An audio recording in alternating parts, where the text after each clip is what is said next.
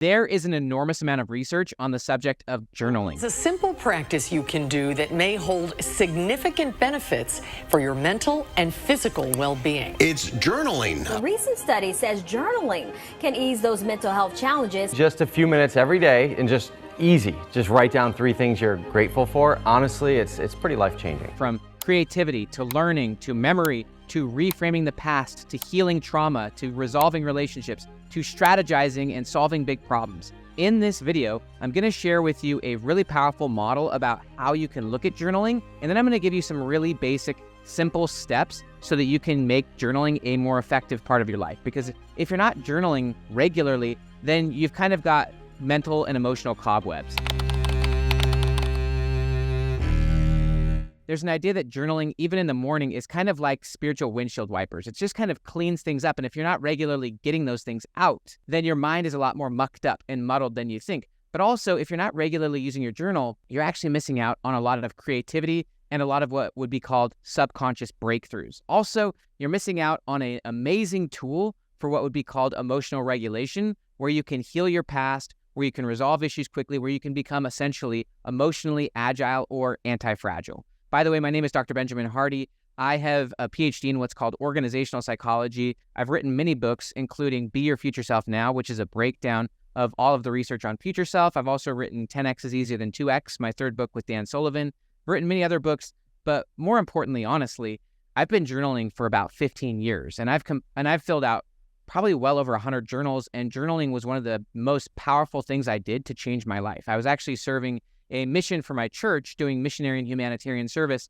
and I started journaling. And it was while journaling that I was able to let go of a lot of the enormous trauma and pain that I'd been through in my teenage years, from my parents' divorce to my father experiencing a lot of challenges with addiction to just any and all things. I learned how to journal and learned how to do it in such a way that it healed my past, but also I learned how to journal in such a way that my subconscious, they call it the whole idea of stream of consciousness writing, where I was learning more and more through journaling. And also, to the point of Albert Einstein, imagination is more important than knowledge. I learned how to write in my journal such that I could imagine future scenarios and then watch as those scenarios manifested or came to be. Let me start by actually just showing you my screen. I'm going to show you a simplified model of identity and about time, because I want to show you how a psychologist would look at time, and this will help you to think about journaling in really effective ways. And then I'm just going to end with a bunch of just useful tidbits or strategies or just things that you can apply so that you can make journaling a powerful part of your life. Because if you do journal more often, but also if you do it more effectively, you'll heal a lot faster in your past, you'll transform your past, you'll actually do what I call mastering your past a lot more, where you make your past a lot more useful and powerful to you, even your traumas. You can experience what would be called post-traumatic growth, but also you'll get a lot more creative breakthroughs, even spiritual breakthroughs, and be able to get a lot of insights. What I'm going to show you is what I call the past, present, future identity model. And I just want to show you a view of time. This is a psychological view of time and identity so that you can understand the principles of how to journal effectively. So we all live in the present moment. You're watching or listening to this in the present, but it's important to realize there's a great quote that says, "You do not see the world as it is, you see the world as you are." So you don't see the world objectively. We all see the world subjectively, and we see the world through a lens. That lens, in a psychological term, is called our schema. So our schema is our model of reality. We have a model based on our experiences, but also based on our goals. And so your full experience in the present cannot be disconnected from your past and your future. This is why a lot of psychologists talk about how time is actually holistic. The past, present, and future all exist right now for you. And as you learn to master your past and reframe it, but also as you clarify your future, all of those things will influence your experience in the present. So this right here is how many people view the past and the present. They believe that the present is simply a byproduct of the past, and that if I wanted to understand who I am in the present or why I'm doing what I'm doing or how I got here, it makes sense to go to the past and say, well, how did I get here? And although this may be a useful way to look at time somewhat, it also has many downsides. One is that it takes away your agency in the present. For example, you believe that your present is merely a byproduct or a domino of the past. This can lead to what many call determinism, where you have no ability to change anything in the present simply because your present is a domino being toppled over. This view makes you the victim of your past. It also stops you from creatively having agency in the present to do something about your past and to do something in the present, to be proactive rather than reactive. This is actually a more useful approach to looking at time, but it's also a more accurate approach when you're thinking about the psychology of time, and that time is holistic, not sequential. Sequential time means that you believe that the past is gone and that it happened, that you can never go back, that the past is gone, and that it's the past that leads to the present and then to the future, and that we're just simply in the future. You can't go back to the past and you can't go to the future. That's a sequential view of time, which is inaccurate both in physics but also in psychology. So again, time is holistic. The past, present, and future all exist simultaneously for you, for me, and you actually have power in the present to reframe the past. And from a neuroscience perspective, when it comes to memory, they talk about how memory is always a reconstruction in the present. And so that means that who you are in the present, both your current situation, but also your current knowledge, your viewpoint, that who you are in the present, when you're thinking about a past memory, you're going to reconstruct or reshape and reimagine that memory from the context of your present self. And so in this book right here, Time and Psychological Explanation by Dr. Brent Slife, I'm not going to go too deep into the weeds. This is a phenomenal, deep book. But he talks about how it's more accurate to say that the present actually creates the meaning of the past than to say that the past is what creates the meaning of the present. So what this means is that who you are in the present actually shapes what the past is and what it means and the past that you're carrying with you, because you're always carrying around a version of your own past with you and a version of your own future with you. That's what's shaping your quote-unquote schema in the present. That's what's shaping everything you do, how you react, how you respond. And so mastery over your past means that you have agency in the present and that you can actually continuously change the meaning of your past. No matter what happens, you can, even just something that happened earlier today or something big that happened 5 years ago, you can readdress that, reimagine it, and reshape it. You can reshape the meaning of it. And that's what ultimately leads to post-traumatic growth. This is the difference between having an avoidance orientation or an approach orientation. If you want to heal, transform, and learn and grow, you have to actually approach things, which means you're on offense, which means you're being directed. You can't heal a trauma on accident or by chance. You have to do it by choice. But also, you can't reframe your past on accident. You actually have to do it by choice. And here's what's really cool. Often we think about imagining the future and that we have a lot of creativity and control over our future, or at least a lot of ability to reshape the future and then create new things. We don't think we have that same control over the past, but we actually do. You actually get to actively choose and frame the meaning, but also the value and usefulness of your past and specific timeframes. And this will get now into some of the usefulness and strategy of journaling, is that you can actually look back at different timeframes and journal about those different timeframes and journal about how you're different or how you've grown from those different timeframes. So there's a lot of research on this, by the way, research by Dr. Daniel Gilbert. He's at Harvard. He studied the difference between your past self, present self, and future self. And so one of the things you can do is simply look back on who you were 10 years ago.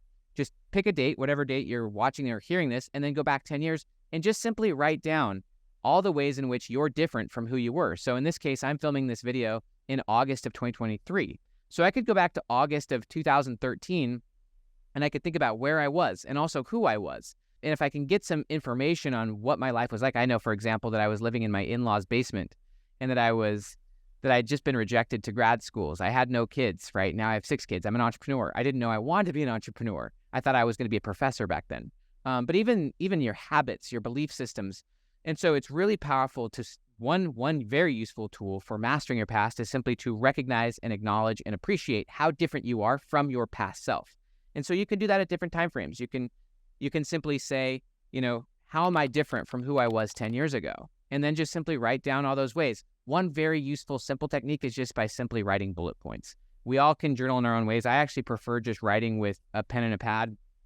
I don't need any frameworks or organizations. You can just kind of use prompts. One great thing is just to look at your past from different time frames and recognize and appreciate all the ways you're different from your past self. That's one thing you can do. And you can even do that on a daily time frame. And I actually do that pretty regularly, where I look back and I say, how am I different from who I was a month ago? How am I different from who I was 7 days ago? How am I different from who I was 24 hours ago? What do I now know that I didn't know yesterday? What important progress have I made and what important things have I learned? Even if my whole day didn't go very well in terms of what I planned for, maybe everything seemed to quote unquote fall apart. But again, I, in the present, get to determine the meaning of the past. My past doesn't determine who I am in the present. This is an agency approach, but it's also an acknowledgement that you own your past. You own your experience. You own how you frame that experience. And a huge part of therapy, cognitive behavioral therapy, and honestly, just building emotional development, emotional intelligence is learning how to reframe. Reframing is really about recontextualizing. The context is what determines the meaning of the content. And so when you learn how to reframe or recontextualize your past, even the last 24 hours, and you get really flexible at seeing the same thing from new angles, new frames, and choosing those frames so that you have effective content. Your past is either viewed as useful or not useful. It can be an asset or a liability. If it's an asset, then it's something you can use and learn from, and that you're better now as a result. This fits with the framework from Nassim Taleb of fragile versus anti-fragile. If you believe that time goes this way, that's a very fragile approach, because you believe you've got no agency or control over the past, you've got no ability to frame or reframe or gather new information, new meaning from it. Instead, you're just simply the byproduct of it. That's a very fragile approach. Whereas an anti-fragile approach is that no matter what happened, you're now better. Things that are anti-fragile always get better, even if things are volatile or challenging. That fits with post-traumatic growth. And so you get to choose all the ways in which you've learned. And then what I would recommend you do, as an example, if you're just writing down what are the most important things I learned today, or how am I different from who I was yesterday, you can simply look at your past and just say, this is what I now know. This is what I've learned. This is how I'm better. And that then turns your past into something useful. It turns today and how you frame it into something valuable, something you can use, something you're grateful for, something you see as valuable. And now you're taking ownership of your experiences rather than believing that your experiences simply have ownership of you. This puts you in the driver's seat of your experiences rather than in the passenger seat of your experiences. This is also how you can become psychologically flexible, where you don't become so rigid and dogmatic about how things are or how things have to be. You can frame, reframe, and learn new things and constantly turn your past into an increasing asset that's happening for you, not to you. But also, if your past is an asset, then it's continuing to pay you and improve your present and your future.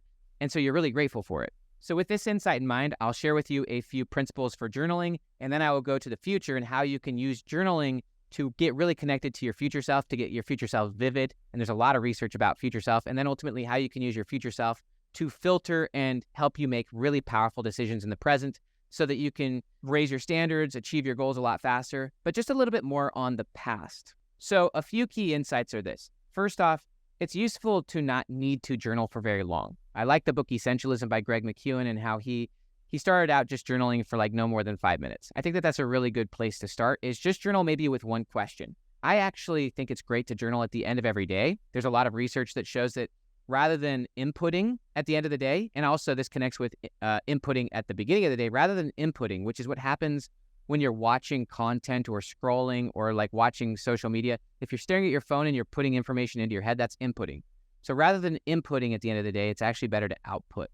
And so at the end of every day, just take 5 minutes, no more than 5 minutes, to just simply frame your day, because you get to choose if your past is framed in a positive or a negative way. But how you frame your past, even today, is going to shape what you expect and what you'll create for tomorrow. And this is a really important point, is that how you frame your past is going to shape what you expect for your future. And so if you believe that your past is a problem or it's negative or that it shouldn't be this way because the past led you to being here and it wasn't the past you should have had, if you feel that way, then how can you expect anything to be different in the future? So at the end of the day, you want to ultimately take ownership about how you frame the past, and you do want to frame it in a positive way, in a useful way, and even with gratitude. There's a lot of research that shows that simply by writing down 3 things you're grateful for at the end of the day for that day, not only will you actually be happier as a person, but you will literally sleep better. There's a lot of research on this. You will be happier and sleep better by simply writing down 3 things you're grateful for from that day. Now, I think you could go a little deeper than gratitude, although gratitude, trust me, gratitude's about one of the most powerful things in the world, but you can go a little deeper where in that 5-minute journaling session, you can reflect on not only what you're grateful for, but genuinely, how are you different from who you were 24 hours ago? What do you now know that you didn't know before? What important things did you learn? And just give yourself 5 minutes, no more than 5 minutes. And by writing those things down, something really powerful is going to happen. First off, you're framing your past in a specific and in an intentional and in a way of you actually are the one shaping this thing rather than you just forget about it, move on, and you're the byproduct of your past. No, you actually are shaping what today means, what its uses were, and you're writing those down. You're making it explicit. By explicit, I mean you're literally writing them down, but you're also choosing the frame. It's kind of like a telescope or even a kaleidoscope. Like you get to choose how you twist and shape and kind of the framing and the nuances and the angles and the nuggets that you choose to pull from the day. And then you write those down, and then something really powerful happens while you're asleep. When you're asleep and you go through the different stages of sleep, not only does your brain synthesize and put together and gather all of what you learned during that day. But also as you go deeper into the REM stages, your brain actually lets go of neural connections, neurons that fire together, wire together, right? So as you learn new things and make new connections, your brain is ultimately learning and building that schema, building your view of the world. But also as you're learning and as you frame the past in a certain way and make it explicit, your brain also experiences unlearning, where you let go of connections you once held, assumptions or views or beliefs, or just even views of yourself. You let those go and your brain literally disconnects things, neural connections that no longer fit. And so your model, when you wake up, you have this deep new model. So to basically summarize mastery of your past, firstly, you get to choose the different time frames that you view your current versus your past self. And that even in a year from now, because your future self will be a different person than you, your future self will look at past events differently than you do now because they're a different person, they've got a different perspective, and the past is always reconstructed in the present. And so because your future self will be a different person in a different situation, as they think back on different scenarios or even just the meaning of things, they'll have a different meaning. But also, you're not the same person as your past self. This is a super crucial insight, and that who you are now is different from who you were 10 years ago, and it's really useful to define those differences. And you can do that, for the last 10 years. You can say, how am I different from who I was a year ago, 3 months ago, a month ago, last week? How am I different from who I was yesterday? And by recognizing and appreciating those, you get to actually clearly define the ways in which you're growing and learning as a person, which is going to only solidify that learning even more. Also taking no matter what happened and turning it into learning lessons, turning your past into an asset so that everything happens for you rather than happening to you. That then gives you agency over your past, and it turns your past into an asset, something that helps you be anti-fragile, so that no matter what happens, you are actually getting better as a result, and that your present and future have lots more potential because of what happened, no matter what happened. That's a lot more powerful approach to learning and to experience. All right, so let's quickly jump to the future, and I'm going to give you some really cool insights, some research ideas, but also some tangible strategies you can use in applying your journal to imagining your future self, getting connected to your future self. Psychologists call it vividness. You want to have a vividness towards your future, but it's also very important to realize that your views of your future are directly impacting your experience in the present. You can't disconnect your experience in the present from your future. This was one of the big insights that Dr. Viktor Frankl talked about in the book Man's Search for Meaning. Viktor Frankl was one of the people who was a Jewish psychiatrist, actually, in the concentration camps during World War II, the Nazi concentration camps. And his whole book, Man's Search for Meaning, which is one of the most important books of the last 100 years, talks all about how in the concentration camps, if people lost a connection to their future, if they lost hope and a sense of purpose for their future, then the present became too bleak and unbearable. There was no hope. There was no light at the end of the tunnel. And as a result, there became no meaning. And this is a really crazy insight, that you can't have meaning in the present without hope and purpose in the future. That's a really crazy insight. But one of the things that Frankl did, so he knew that, and he would see, and he could even predict with extreme accuracy when people were about to die, because they did lose that sense of hope towards their future. They stopped having a goal towards their future. They stopped believing in their future. And so because of that, then the present, like going through all the terrible stuff they were going through, it had no purpose. There was no reason for it. It's kind of like going to school, but knowing that you get nothing out of it. Like, why would you do it? It would make it intolerable. There's a great quote that basically says that vision without work is daydreaming, but work without vision is drudgery. And so if you are working, but there's no purpose, there's no vision, then that work, it has no meaning and there's no use in it. And so it becomes toxic and painful. And you're not actually probably doing the right work, but also you're not turning that work into a vision. And then there's a lot of research on deliberate practice in psychology, which is that you can't really grow and improve something systematically to the point of becoming an expert at it without having a specific goal. You have to have a goal, not only to be in a flow state, because that gives you framework for focusing, but you can't also be effective with what you're doing without having a goal to work towards. And also, to Viktor Frankl's point, you can't have meaning in the purpose, nor can you have resilience, or you can't be anti-fragile without having a goal to work towards. This is why Viktor Frankl always quoted over and over and over from Nietzsche, when the why is strong enough, you can bear almost any how.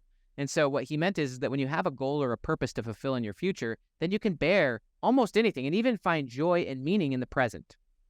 And so I'm saying all of this to simply say that how you view your future is going to directly impact not only what you focus on in the present, but how you feel in the present, and whether you can be resilient or anti-fragile, or whether or not you have no meaning and whether everything's just drudgery and whether everything's painful. You've got to have a future. There's actually a lot written about this in Dr. Gilbert's book, Stumbling Upon Happiness.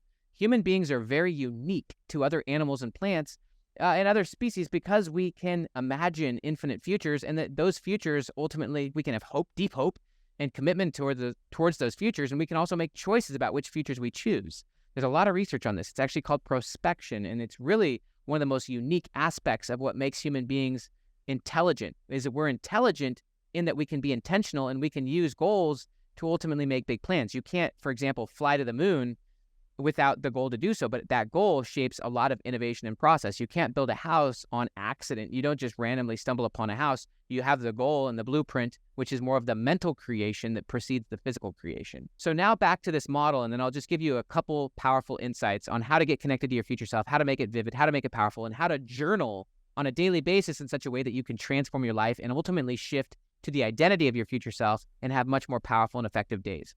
So check this out. This is, again, back to the sequential way of looking at time, where the past drives the present and the present drives the future. This is a non-effective way or an ineffective way to look at time from a psychology standpoint. It's also an ineffective way for making decisions. Rather than letting the present determine the meaning of the future, you ultimately want the future to determine the meaning and the direction of the present.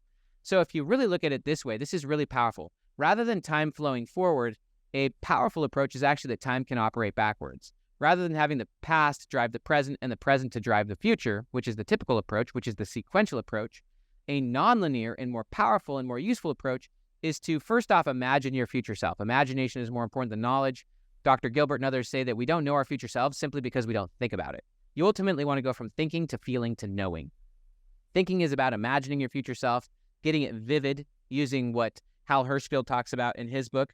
And Hal Hershfield wrote this great book called Your Future Self. A lot of great research there about getting connected to your future self emotionally, having empathy towards your future self. Just like you'd have empathy towards your past self. There's no reason to be mad at your past self, but you want to have empathy towards your future self and think about who they are and what they care about. And you also want to take creative control over your future self, and then have your future self be the driver of your decisions in the present. Rather than doing what current version of you wants to do, you actually do what future version of you wants to do. And that's ultimately going to lead you to making the most powerful decisions and having the most powerful priorities. Because most of what we're doing right now, most of how you spend your day today, probably at least 80% using the 80-20 principle, is irrelevant to your future self. Almost everything you're doing today has no connection to your future self because you're not connected to your future self. And so the key point here is that you want to get really imaginative about your future self. You want to think about your future self, and ultimately you want to have empathy and compassion and friendship towards your future self and get emotionally connected to your future self. And ultimately you want to define who your future self is and really what matters to them, but also get advice from your future self. What advice would they give to you? And the main thing here is that you want your future to be the driver of what you do in the present. And you do want your future to continuously get bigger and bigger. There's a great quote from one of my friends and colleagues, Dan Sullivan, who we wrote the books with. He said that the only way to make your present better is by making your future bigger. And there's a lot of research on this. I've got many videos on this about how if your goals are much bigger, you're going to actually have a lot simpler of a life, because bigger goals force you to be a lot more honest about everything you're doing. They force you to find the few things that really work and let go of the 80% of things that don't. So now, just to give you a few bullet points on how you can apply this idea to getting really connected to your future self and getting vivid. One is just giving yourself the time. So as an example, your brain is really creative first thing in the morning. And so rather than inputting in the morning, just like you don't want to input at night, when you wake up, get yourself hydrated, drink a bunch of water, put yourself into a new environment. There's a lot of research that shows by changing your environment, you actually become a lot more alert and mindful. I like having a quiet, sacred space. For me, it's actually my car. Just going out to my car, and then without, to the idea of pre-input. This comes from Josh Waitzkin, who wrote the book, The Art of Learning. Pre-input, meaning before you start opening and scanning your phone. Output, dump your thoughts. This is to the idea of the spiritual windshield wipers, which I think Julia Cameron, who wrote The Artist's Way, and she even talks about the idea of morning pages, which is just simply get in your journal and just start writing things down. And you don't have to overly make it complicated. You can honestly start anywhere. The challenge that most people have is just the jumping off point. So just simply start writing. Write about, hey, here's the day, here's what I'm up to, here's what I'm focused on today, and just give yourself some space to write. If you want some prompts, you could just say, who's my future self 3 years from now, or 1 year from now, or 10 years from now. But ultimately, you do want to give yourself a time frame. I actually prefer to, I have a future self that is 10, 20 years out, but mostly I'm focusing on a future self that's 5 years or less out. even 3 years or less out. And I'm thinking about who is that future self? Who do I want to be? What matters to them? What do I want my future self to look like? What is the context of my future self? This goes to vividness. You want to really make it situational. You want to view your future self in situations and contexts. What are they up to? What matters to them? And just simply write it down. I think a really useful frame as well comes from Jim Collins, who wrote the book Good to Great. And he said if you have more than 3 priorities, you have 0. So one thing that's super helpful for me is simply writing down the 3 priorities that matter most to my future self. What are the 3 things in 3 years from now that are absolutely crucial? And if those are the 3 things that are absolutely crucial, how can I take those to their highest level? Really elevate those priorities. Then from there, once you get connected to your future self, once you define your future self and your core priorities and what those look like to your future self, you can then use that frame to make decisions here in the present, to set goals in the present. For example, 3-month goals of here's what I'm going to focus on. Here's how I'm going to strip out most of the things that don't matter and focus on what's important, not on what's urgent. I can focus on my own game and my future self's game, not my past self's games or not my friends' games. There's one more really important thing I will say, and that's this, that the past is simply a draft and so is the future, and that you don't have to be dogmatic or rigid about those. Even tomorrow, when you're looking at your past and looking at the last 30 days or the last 10 years, you'll look at it from a different perspective because it's the present that shapes the meaning of the past. And so don't be overly dogmatic about how you view these things. You actually can just continuously redraft the past and continuously draft and redraft the future. And as you get clear and more connected to your future self, you'll operate a lot better and more powerfully in the present. So I hope that helps. Definitely don't overcomplicate it. Start small. Start with just 5 minutes. End of the day, focus on framing your day as a positive, as a win. Choose 3 things that you're grateful for or 3 things you learned, or focus on ways in which you're different from your past self. And then rather than inputting at night, you want to just output. Just do it for a few minutes in the morning, pre-input, rather than jumping straight into your smartphone and being reactive. Actually get yourself into a quiet, private space and just write, maybe for 10, 15 minutes. I can't tell you how many times I've gotten insights or inspiration or ideas by just simply giving myself the space. And back to Josh Waitzkin, he talks about subconscious breakthroughs. Like, your subconscious has been doing a lot of work while you were going to sleep. Even Thomas Edison said, never go to bed without a request to your subconscious. And so your brain has been doing a lot of learning. It's been making new connections and solidifying some of the things you've learned. It's also let go of things and disconnected dots that used to really matter to your former self. And so by simply writing those things down, you can make the unconscious a lot more conscious. Also, if you're getting more and more connected to your future self, there's an idea in psychology called selective attention, which is that you can only see what your brain is looking for. And so by identifying and clarifying and connecting to your future self, you're a lot more likely to see ways of getting there. You're a lot more likely of finding pathways of getting there and moving towards those goals. I think a really, really key point of all of this, and this is my last thought, is that, and this fits with what Dr. Daniel Gilbert said in his TED Talk, The Psychology of Your Future Self. He basically said that the person you are right now is as present and fleeting as the present moment. And so what this means is that you are not your present self, and you're definitely not your past self. And so what that means to me is that you're actually more your future self than anything else. You're definitely not your present self. If you have a fixed mindset, then you think you are your present and your past self. But if you have a growth mindset, then you actually are a lot more identified as your future self. And you know that your present self is a temporary, fleeting snapshot, and that tomorrow you'll be different. Tomorrow you'll be more informed. Tomorrow you'll be less ignorant. And so using Brene Brown's language, you'll be less focused on trying to be right, and you'll be more interested in trying to get it right. And if you're trying to get it right, then you're a lot more open to learning, a lot more open to new experiences, and you are a lot more flexible. So I hope this was helpful. This is one of those things that just the more you do it, the better you get at it. And there is no right or wrong way to journal. It's just simply a practice that you get better and better at. I've gone through so many journals. In other videos, I'll share 5 questions that I always ask myself at the beginning of every journal. But I think it's just a place where you can ask yourself questions, continue to draft and redraft your goals. For example, lately I'm pursuing impossible goals. And so I've thought about what are my impossible goals over the next 3 months or even for the next week. And it's just a fun place for you to think, to strategize, to, again, frame and reframe and just to clarify. You want to approach it from a Play-Doh perspective, like where you're like, you can shape and like sculpt it. And, you know, it's just something, your past and your future are tools. Put it that way. Your past is a tool that's either helping or hindering you, and your future is a tool that's either helping or hindering you. It's not about right or wrong. It's about helpful or unhelpful. So I'm Dr. Benjamin Hardy. I hope you enjoyed this. If you haven't yet done it yet, please grab 10X is Easier Than 2X, my 3rd book with Dan Sullivan, or even Be Your Future Self Now, my solo book that I published in 2022, all about the research on future self. Please like and subscribe to the channel. Have a beautiful day. See you.